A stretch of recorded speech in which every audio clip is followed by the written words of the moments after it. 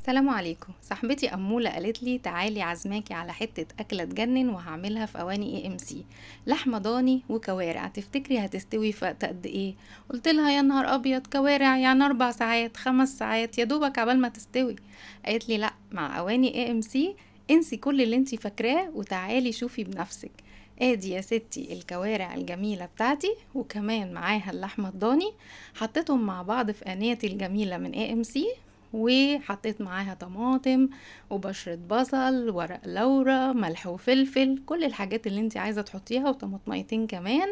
وراحت كمان حاطة نص كوباية مية بس، وقامت قافلة غطا السوفت لاين الرائع، وقالت لي بصي بصي حظبط اهو على 45 دقيقة. انا ما بقيتش مصدقة، قعدت مستنية ال45 دقيقة يخلصوا عشان اشوف ايه اللحمة الرهيبة اللي هتستوي مع الكوارع وفي 45 دقيقة. اتفاجئت من النتيجة. بصوا يا جماعة، شايفين الكوارع مستوية ودايبة ازاي؟ بجد حاجة مبهرة جدا جدا جدا ان الواحد يبقى عنده اواني اي ام سي. وكمان لما بصيت على الشوربة رايقة وصافية وجميلة، مفيش ريم مفيش زفارة، مفيش اي حاجة تضايقك زي ما كنا بنتضايق زمان من اللحمة الضاني.